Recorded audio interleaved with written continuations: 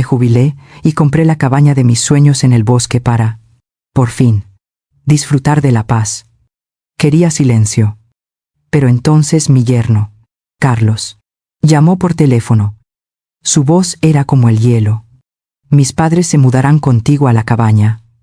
Si no te gusta, haz las maletas y vuelve a la ciudad.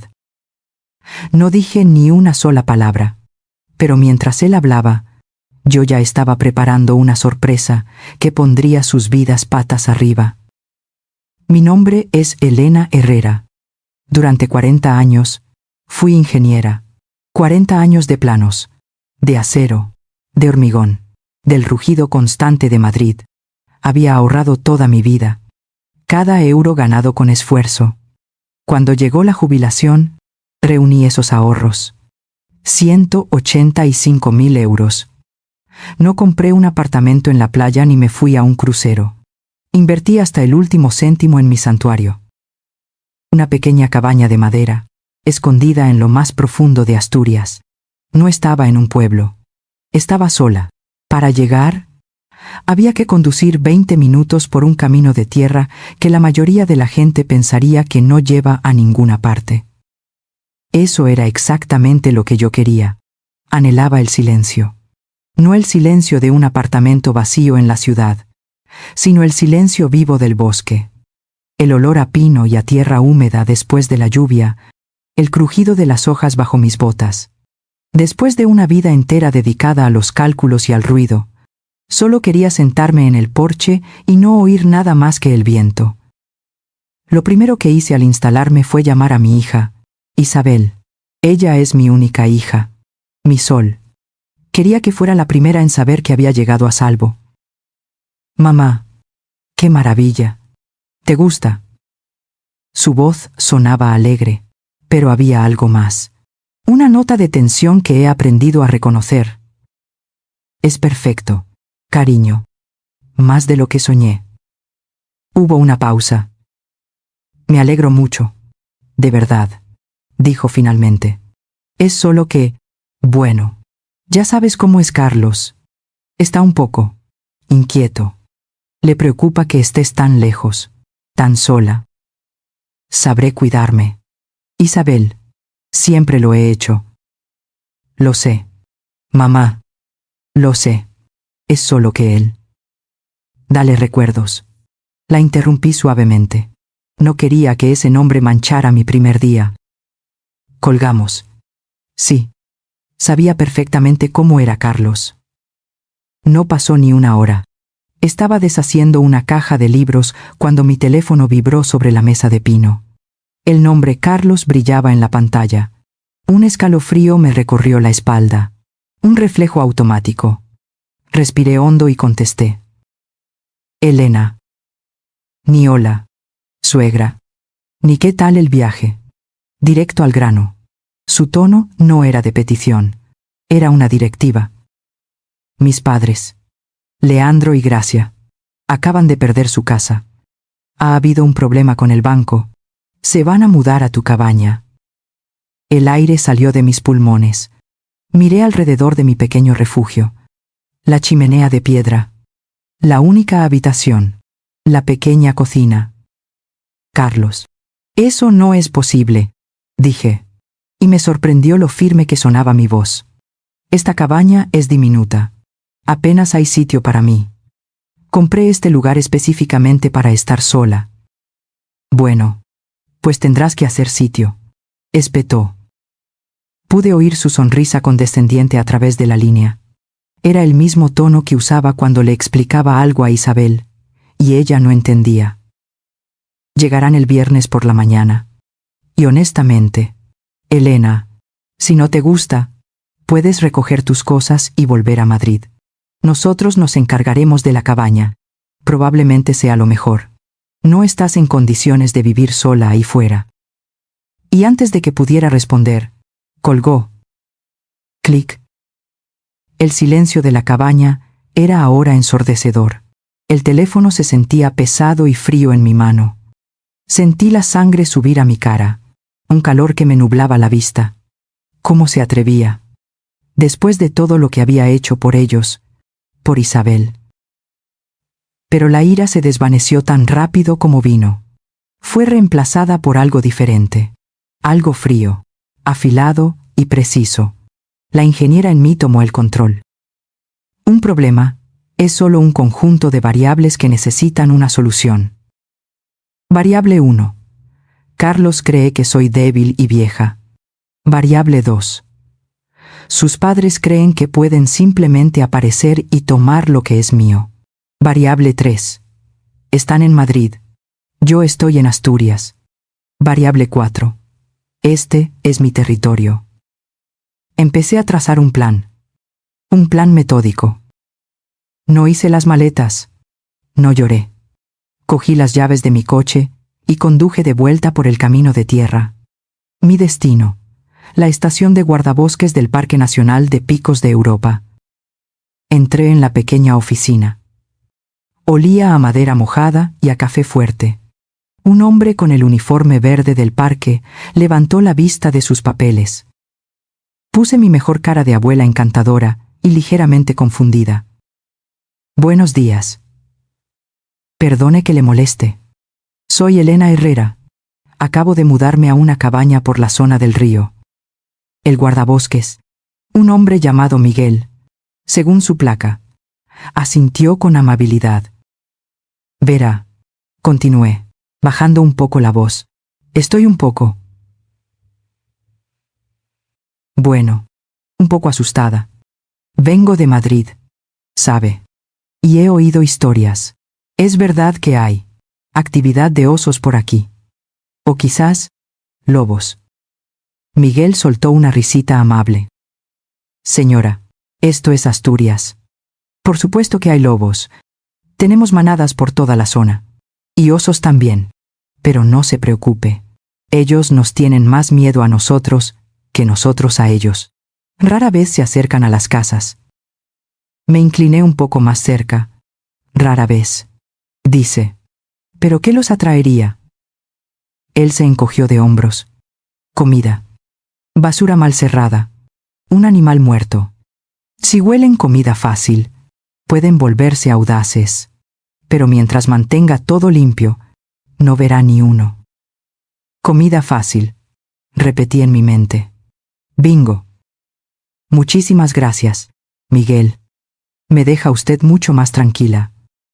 Mi siguiente parada fue una carnicería en Cangas de Onís.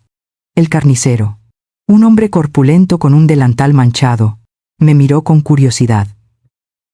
Buenas.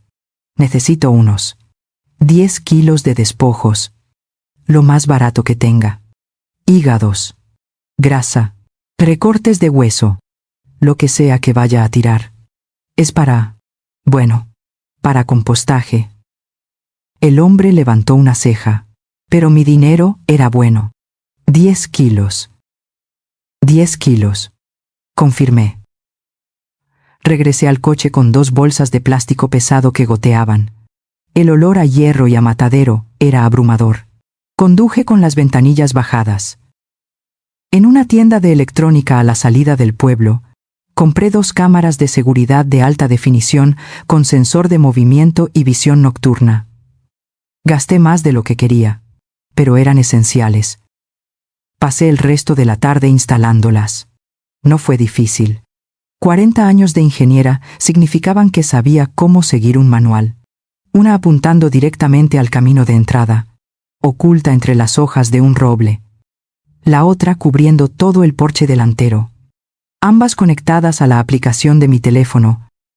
Esperé a que el sol comenzara a bajar, tiñendo el cielo de naranja y púrpura. El aire del bosque se volvió frío y afilado. Me puse guantes de trabajo. Cogí las 2 bolsas malolientes. Caminé unos 100 metros desde la cabaña.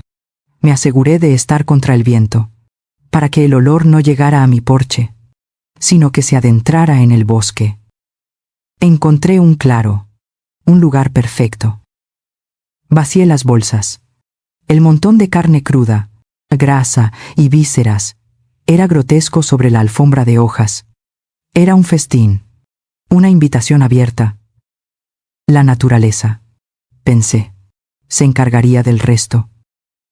Volví a la cabaña y me lavé las manos hasta que casi me las despellejé.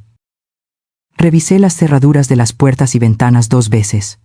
Cerré las contraventanas de madera, sumiendo la cabaña en la oscuridad. No dejé nada personal a la vista. Cogí mi bolso de mano. Nada más. Me subí al coche y conduje.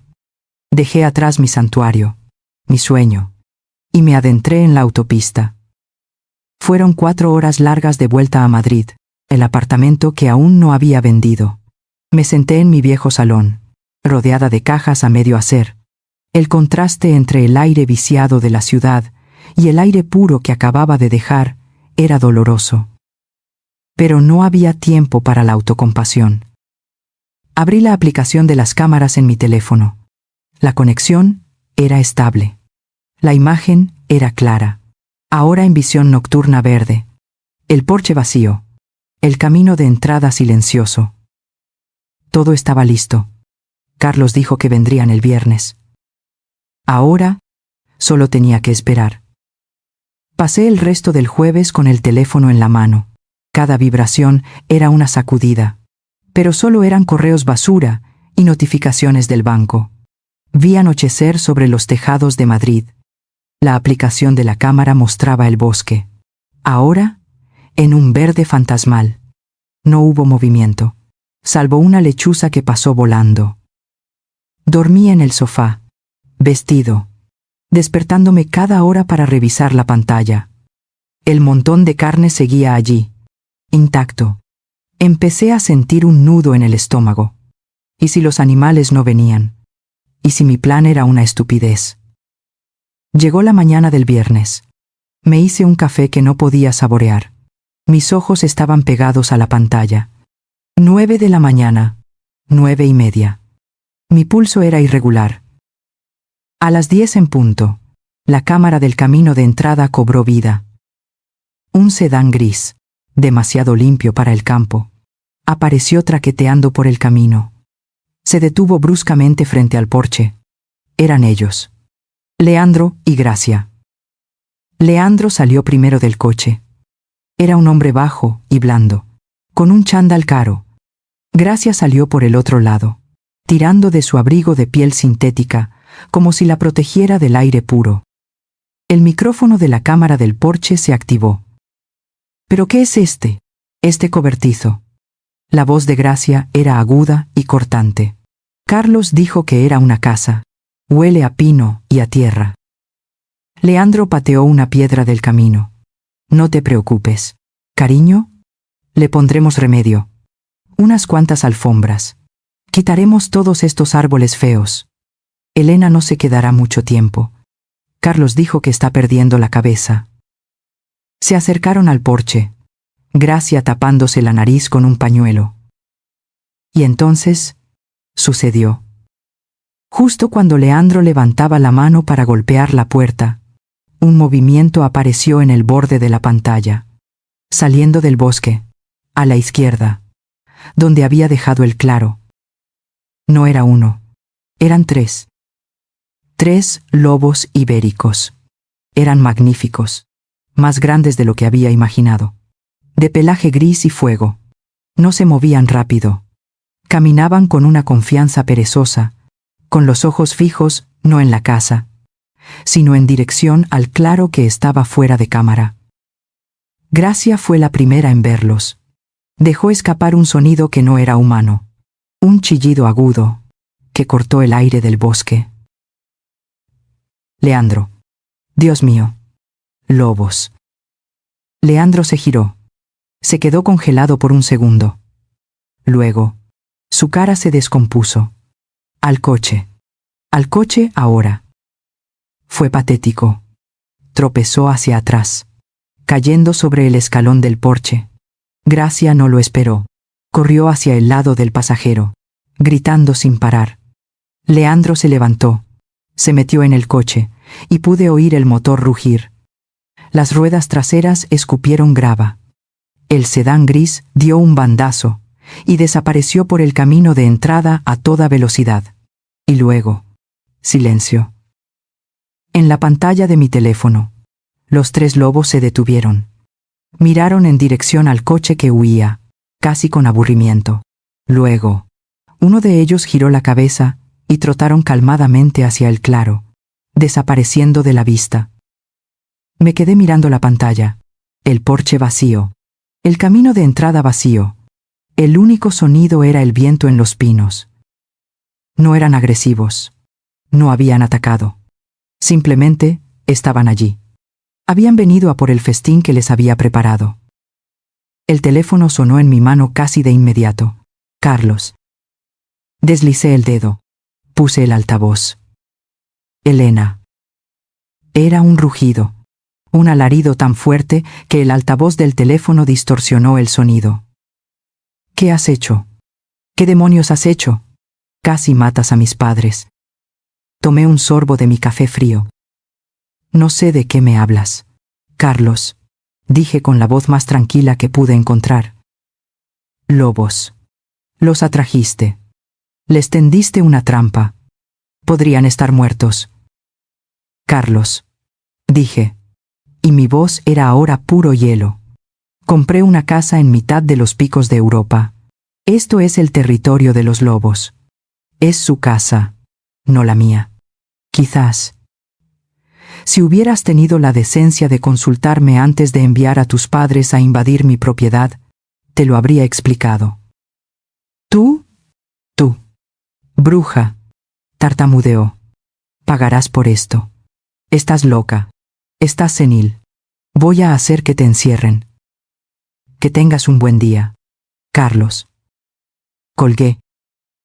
El silencio en mi apartamento de Madrid era absoluto, pero yo sabía que la tormenta acababa de empezar. No pasó mucho tiempo. Esa misma tarde, mi teléfono empezó a iluminarse. Primero fue mi prima de Sevilla, con la que no hablaba en 6 meses. Elena, ¿estás bien, querida? He oído que no estás pensando con claridad, que te has ido a vivir sola a una montaña peligrosa. Apenas había colgado cuando sonó otra vez. Un antiguo colega de la firma de ingeniería. Elena, soy yo. Mira, solo llamo para decirte que, si necesitas ayuda, profesional, quiero decir, no hay nada de qué avergonzarse. Carlos me ha contado lo que ha pasado y suena preocupante. Estaba sucediendo. Podía ver la estrategia desplegándose delante de mí como uno de mis antiguos planos. Era un manual de estrategia clásico. Paso 1. Aislar al objetivo. Convencer a todos de que está sola y lejos. Paso 2. Controlar la narrativa. Pintarla como inestable, errática, mentalmente incapaz. Paso 3. Atacar cuando su credibilidad esté destruida. Carlos no solo estaba enfadado, era metódico. Y estaba usando a todos los que yo conocía como sus armas. La llamada más dura llegó al anochecer. Era Isabel. Su voz estaba rota por el llanto.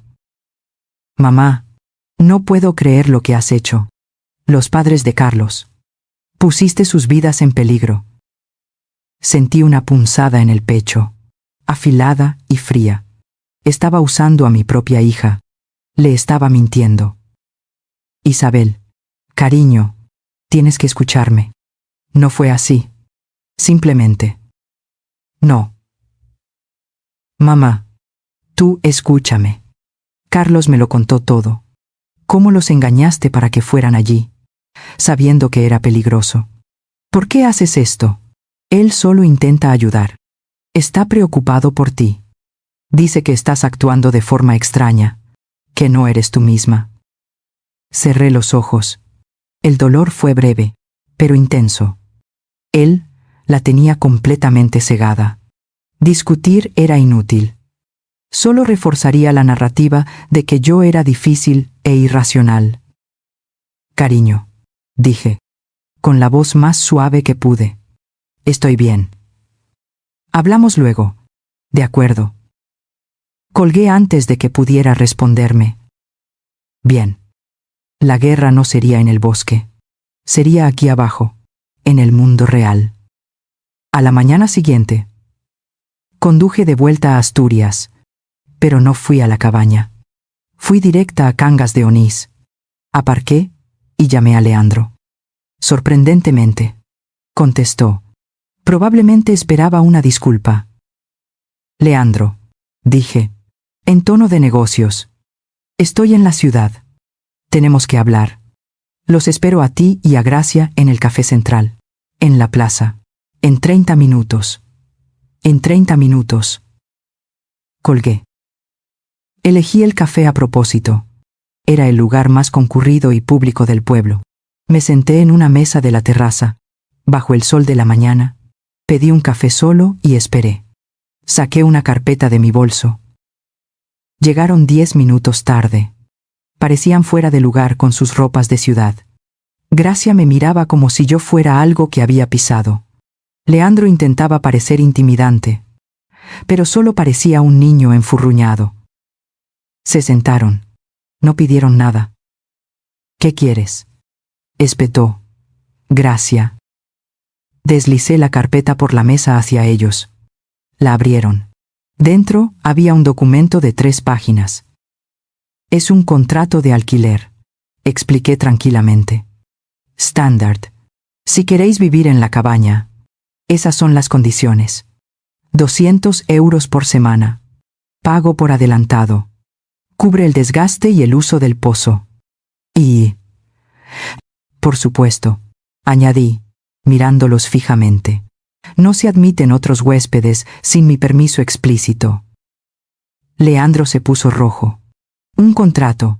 ¿Nos quieres cobrar?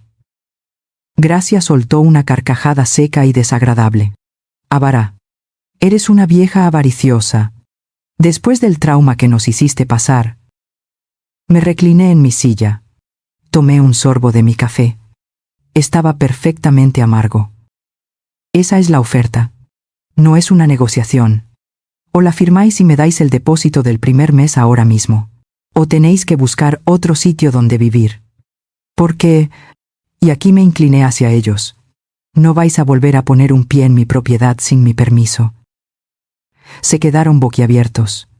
Claramente, esperaban que yo suplicara, que me disculpara. No vamos a firmar esta basura, gritó Leandro, golpeando la mesa. La gente de las otras mesas se giró a mirar. Me levanté tranquilamente. Dejé 5 euros sobre la mesa para pagar mi café. Como queráis. Me di la vuelta y empecé a caminar, dejando el contrato sobre la mesa. No puedes hacernos esto, gritó Gracia a mi espalda. Carlos se encargará de ti. Ya lo verás. No me giré. Seguí caminando hacia la oficina de mi siguiente parada. Una que decía David Torres. Abogado. La trampa del lobo había funcionado. Pero ahora empezaba la verdadera batalla. La batalla legal. Dejé a Leandro y Gracia humeando en su propia indignación en la terraza del café. Sus amenazas me siguieron por la plaza, pero eran huecas, como el ladrido de un perro pequeño detrás de una valla. Yo tenía un propósito. La oficina de David Torres estaba en una calle lateral, encima de una panadería. Olía a anís y a papel viejo. El despacho era pequeño, abarrotado de libros de leyes y carpetas atadas con cintas. David Torres era un hombre de mi edad, con el pelo gris y unos ojos agudos que no se perdían nada. No se pareció en nada a los abogados de trajes caros de Madrid. Llevaba un jersey de lana. Escuchó. Eso fue lo primero que me impresionó. No me interrumpió. Le conté todo.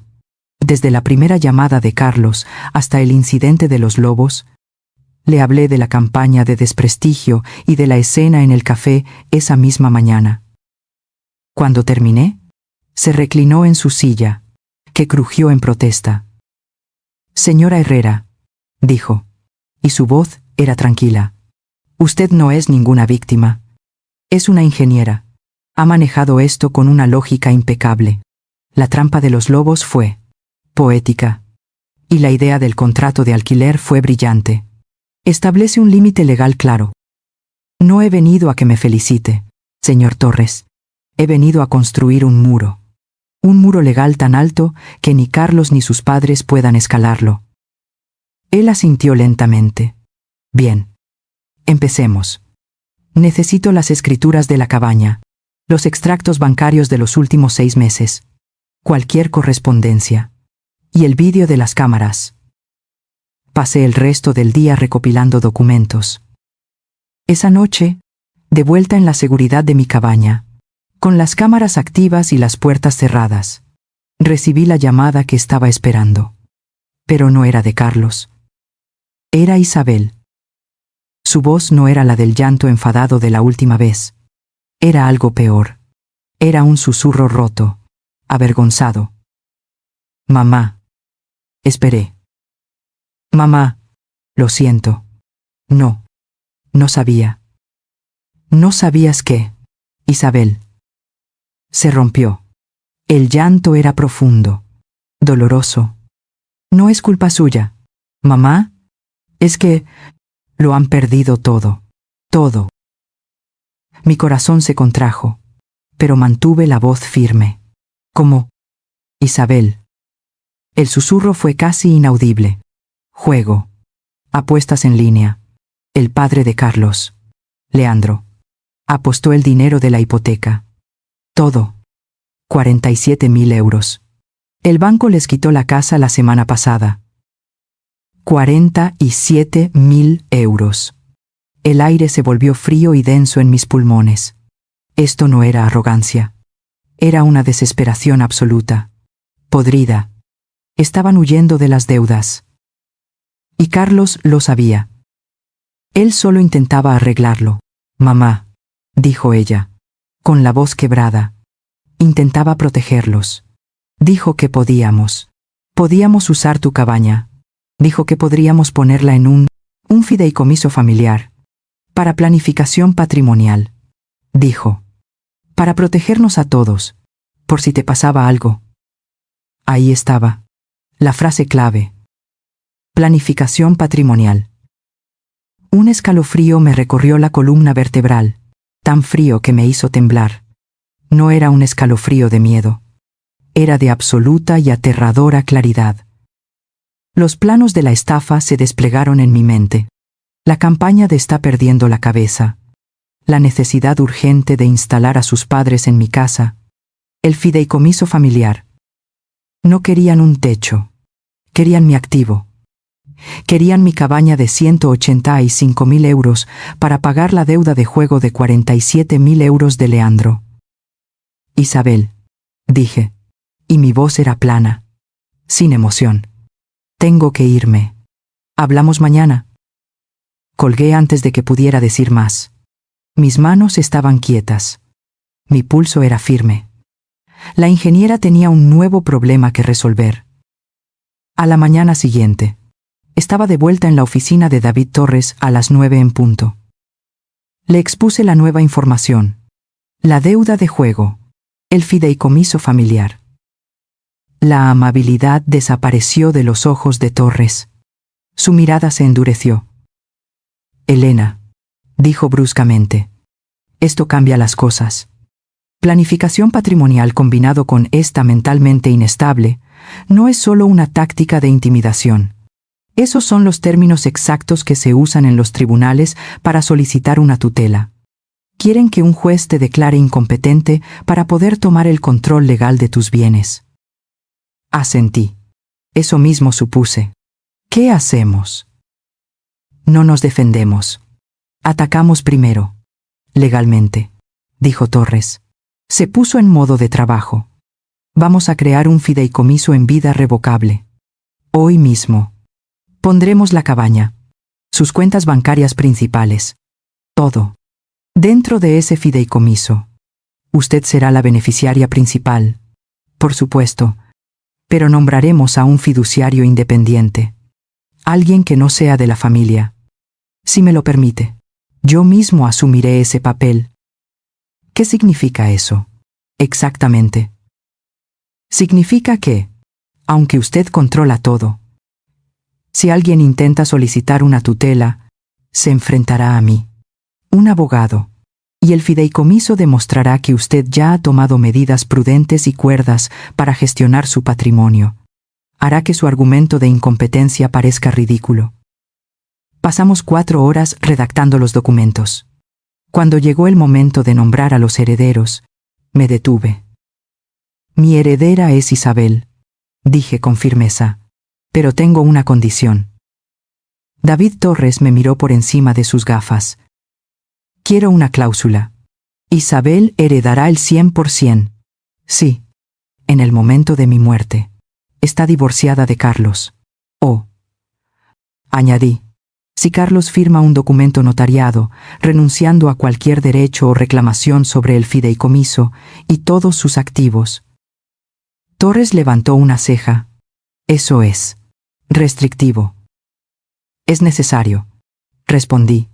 Él no tocará ni un céntimo de lo que he construido. Firmamos los papeles esa misma tarde. La cabaña, mi santuario, estaba ahora legalmente blindada. Pero mi mente de ingeniera no estaba satisfecha. Si Carlos había mentido sobre la razón por la que sus padres perdieron la casa, ¿sobre qué más estaba mintiendo? Esa noche, no conduje de vuelta a Asturias. Conduje a Madrid. Pasé los 2 días siguientes en un lugar que conocía bien de mis días de construcción, el registro de la propiedad de Madrid. El aire olía a polvo y a archivos. Busqué el apartamento de Carlos e Isabel. Era propiedad de ambos. Y entonces, lo vi. Registrado hacía solo 3 meses. Una línea de crédito sobre el valor líquido de la vivienda. Un préstamo sobre el valor de su propia casa. La cantidad. 35.000 euros. La firma. Carlos Ramírez. Y junto a ella, la justificación. Un poder notarial general firmado por Isabel Herrera hacía 5 años. Probablemente cuando compraron el apartamento. Algo que él le hizo firmar por si acaso. Ella ni siquiera sabía que existía. Me apoyé contra la pared del archivo. El suelo de mármol estaba frío bajo mis pies. No eran solo los 47.000 euros de Leandro. Eran también estos 35.000. Carlos estaba drenando la economía de su propia esposa, el patrimonio de mi hija, para tapar los agujeros de juego de su padre. Y ahora, con esa fuente agotada, venían a por la mía. Compré una copia certificada de la escritura y del préstamo.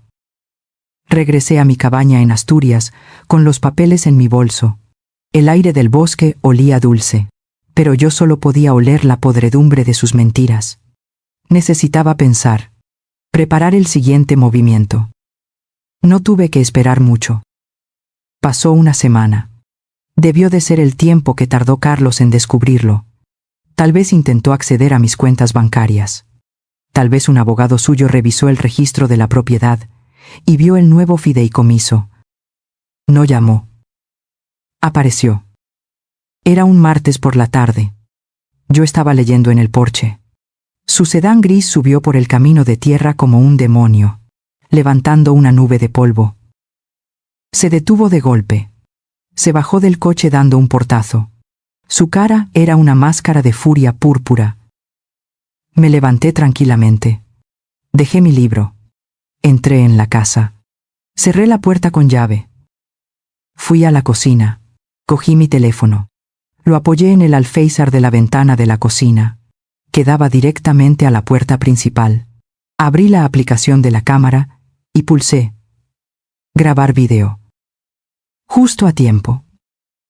Empezó a golpear la puerta. No llamaba. Golpeaba con el puño cerrado. Boom. Boom. Boom. Elena. Abre esta maldita puerta. Sé lo que hiciste. Su voz era un rugido gutural. Me acerqué a la puerta, sin abrirla. Estás en propiedad privada, Carlos. Te he dicho que no eres bienvenido. Vete o llamaré a la Guardia Civil. ¡Que les jodan!, gritó. Ese fideicomiso. Ese abogado tuyo. Ese truco legal de mierda. Crees que te saldrás con la tuya. Vieja bruja. Pude oír su respiración agitada a través de la madera. Conseguiré que te declaren loca. Isabel, me cree a mí. Siempre me cree a mí. Testificará que estás senil. Te pudrirás en un asilo, y yo controlaré todo esto. Fideicomiso o no. Boom. Pateó la puerta con tanta fuerza que la madera vibró. Esto no ha terminado, Sil. ¿Me oyes, vieja? No ha terminado. Me quedé en silencio. Miré el pequeño punto rojo de grabación en mi teléfono. Siguió gritando amenazas durante otros 2 minutos. Amenazas sobre los tribunales, sobre los médicos, sobre cómo se aseguraría de que nunca volviera a ver a Isabel. Finalmente, con un último rugido de frustración, oí sus pasos alejarse del porche, el portazo de su coche, el chirrido de las ruedas sobre la grava, y luego, el sonido del motor desapareciendo a lo lejos. Esperé 5 minutos completos. Luego, me acerqué al teléfono y detuve la grabación. Guardé el archivo. Lo subí a la nube. Mi propio informe de incompetencia. Cortesía de Carlos. El último paso era mío. A la mañana siguiente, conduje de nuevo a Cangas de Onís, no a la oficina de Torres. Fui al centro médico. Tenía cita con la doctora Patricia Gómez, la jefa de medicina interna. Le expliqué la situación con una calma absoluta. Doctora, mi familia está preocupada por mi estado mental. Mi yerno está sugiriendo que soy incompetente. Quiero una evaluación completa, cognitiva, memoria, todo. Necesito un informe oficial. La doctora Gómez me miró con seriedad. Entiendo. Pasé las siguientes 3 horas pasando las pruebas más exhaustivas de mi vida. Pruebas de memoria a corto y largo plazo. Problemas de lógica. Razonamiento espacial. Preguntas sobre la actualidad. Sobre mis finanzas. Sobre mi propio historial. Al final, la doctora dejó su bolígrafo. Me miró por encima de sus gafas. Elena, dijo. Ojalá la mitad de mis pacientes estuvieran tan preocupados como lo está tu yerno. Tu puntuación es excepcional. Estás perfectamente. Más aguda que la mayoría de las personas de 30 años que veo. Me entregó un informe de 4 páginas, firmado y sellado. La conclusión en la última página era clara. Totalmente lúcida y competente para gestionar sus propios asuntos personales, médicos y financieros. Salí de la clínica y me detuve en la acera. El sol de Asturias era cálido. Tenía el escudo legal. Tenía las pruebas financieras. Tenía la grabación de sus amenazas. Y ahora, tenía el certificado de mi propia mente. El tablero de ajedrez estaba listo. Todas mis piezas estaban en su lugar. Ahora, solo tenía que esperar a que él hiciera su inevitable y estúpido último movimiento. Tenía el informe de la doctora Gómez en mi bolso. Un escudo de papel firmado y sellado que pesaba más que el acero. Volví a la cabaña. El aire del bosque era limpio, fresco, pero yo estaba conteniendo la respiración. La maquinaria estaba en marcha. Tenía el fideicomiso. Tenía las pruebas financieras. Tenía la grabación de las amenazas. Tenía la prueba de mi propia cordura. Había construido mis defensas. Ahora, solo tenía que esperar a que el enemigo se estrellara contra ellas. No tuve que esperar mucho. Tal vez una semana. El movimiento de Carlos fue torpe, predecible, desesperado. Fue un jueves por la mañana. Estaba en el porche, disfrutando de un café, cuando un coche blanco subió por el camino. No era el sedán gris de Carlos. Este tenía el logotipo del gobierno del Principado de Asturias en la puerta. Mi corazón no se aceleró, simplemente se asentó. Frío y pesado en mi pecho. Habían llegado. Una mujer, de unos 40 años, con un traje práctico y una carpeta, salió del coche. Su expresión era neutral, profesional, pero sus ojos lo absorbían todo. Señora Elena Herrera. Soy yo, respondí, levantándome. Mi nombre es Marta Robles. Soy de los servicios sociales.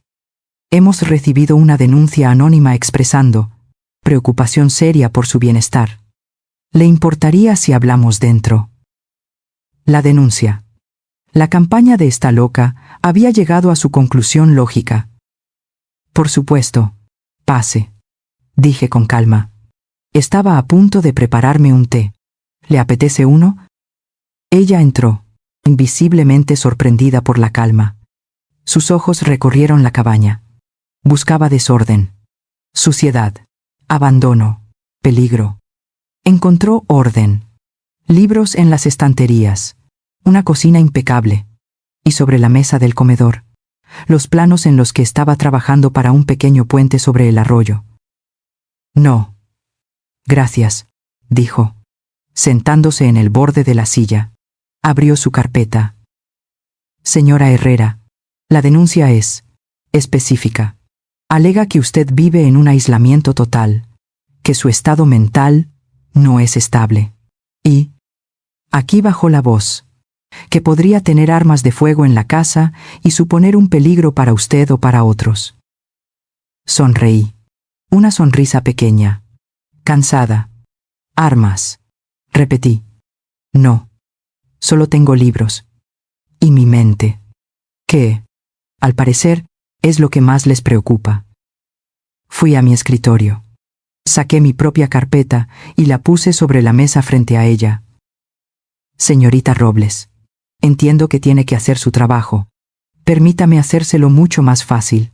Mi yerno, Carlos Ramírez, y sus padres, Leandro y Gracia, están muy concienciados con mi bienestar.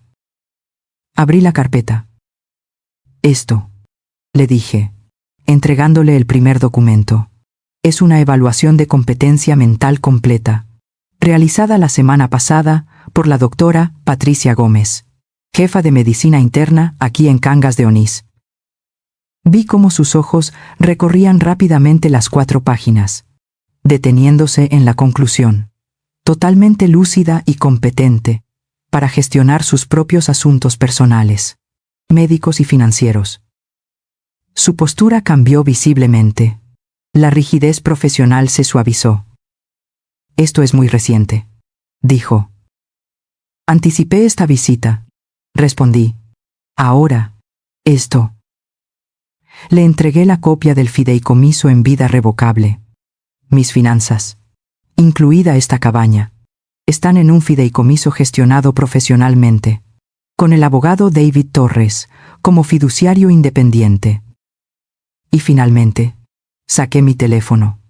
Puse el volumen bajo y reproduje el vídeo que había grabado desde la ventana de mi cocina. La voz de Carlos llenó la habitación. Te pudrirás en un asilo, y yo controlaré todo esto, fideicomiso o no. ¿Me oyes, vieja?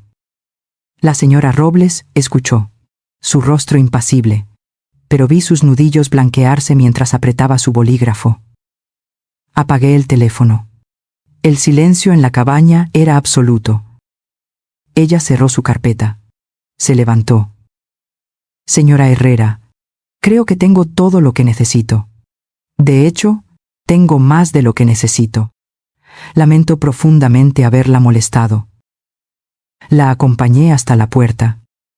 Esto, dijo, señalando mi carpeta, no es un caso de preocupación. Es un caso de libro de denuncia maliciosa. Cerraremos el expediente hoy mismo con la nota de sin fundamento. No volverá a oír hablar de nosotros. Vi su coche desaparecer por el camino. En cuanto se fue, llamé a David Torres. Le conté la visita de Marta Robles. Hubo un silencio al otro lado de la línea. Luego, David soltó una risita seca. Elena, son más estúpidos de lo que pensaba. Acaban de cometer un error fatal. Acaban de crear un testigo oficial.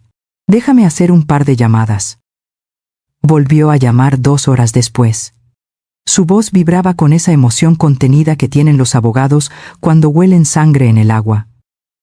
Elena, ¿sabes qué dirección usaron Leandro y Gracia para solicitar las ayudas sociales después de perder su casa?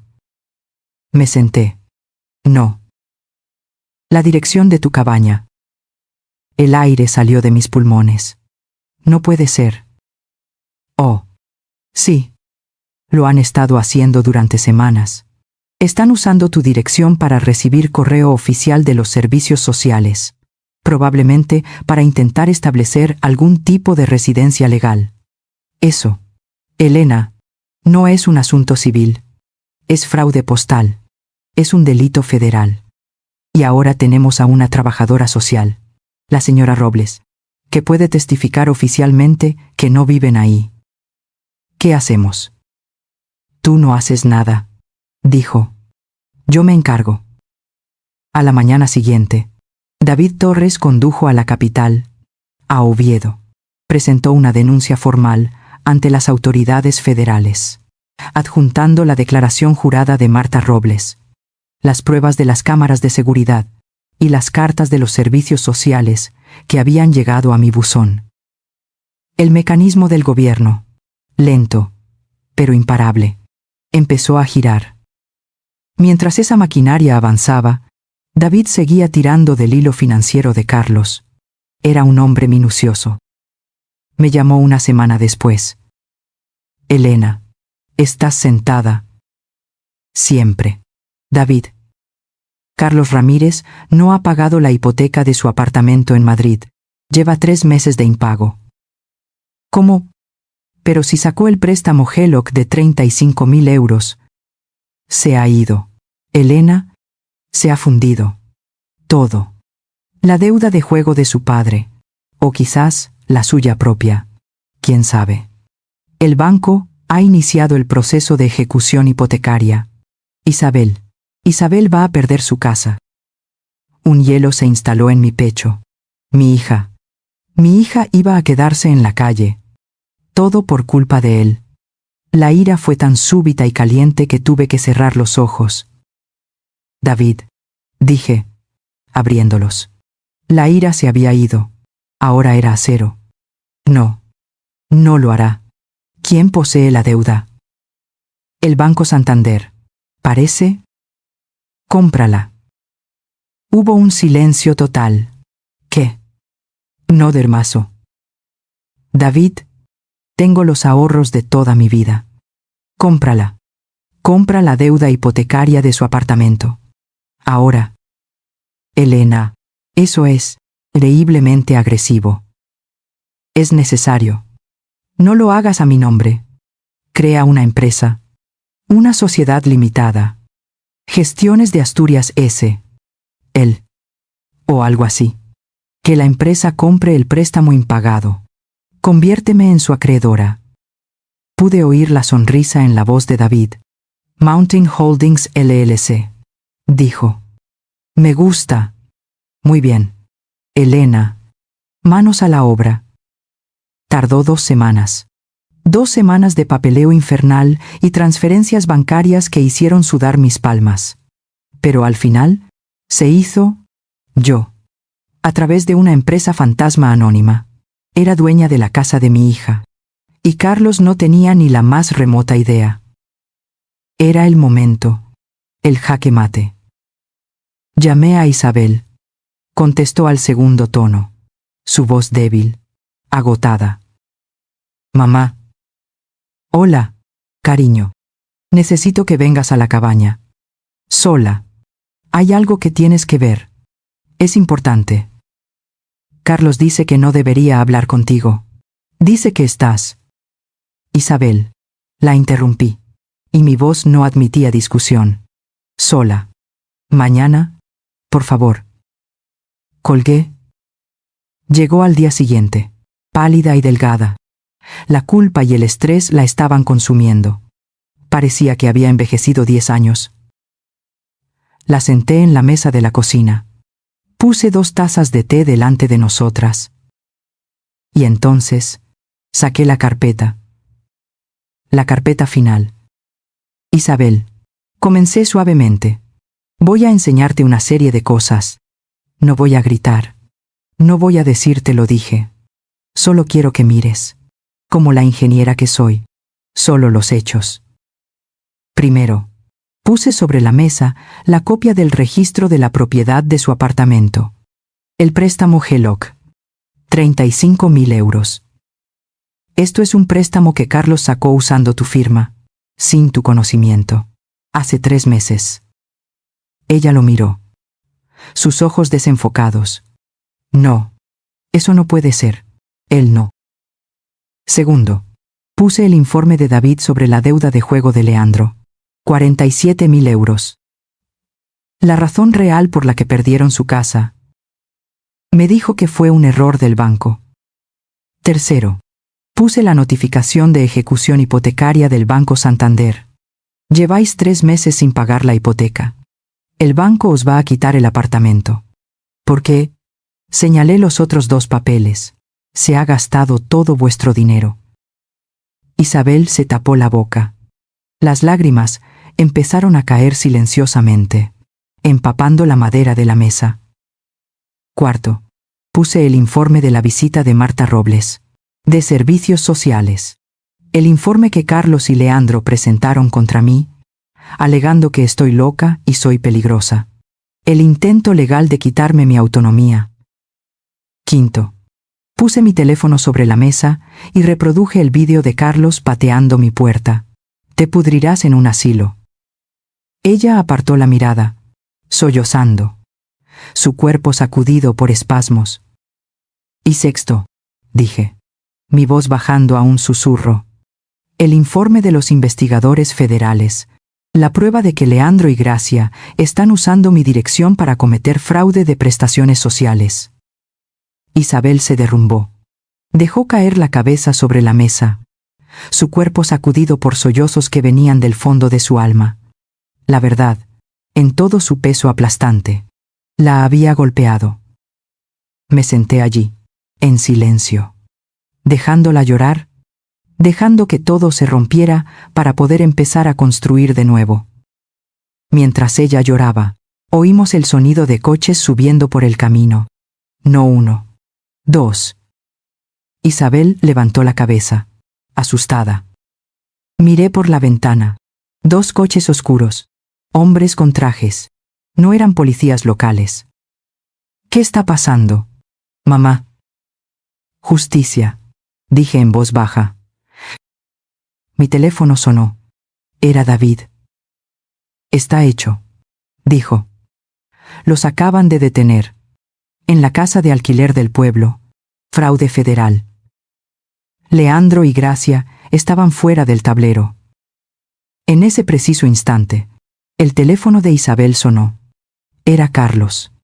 Su voz era un chillido de pánico. Isabel. ¿Dónde estás? Han arrestado a mis padres. La policía. El banco ha llamado Santano. Dicen que mañana nos quitan la casa. No sé qué hacer. Isabel. Isabel me miró, con los ojos rojos e hinchados. La desesperación había sido reemplazada por una calma fría y dura. Cogió el teléfono. Estoy en casa de mi madre. Ven aquí. Ahora. Colgó. Llegó en menos de 20 minutos, conduciendo como un maníaco.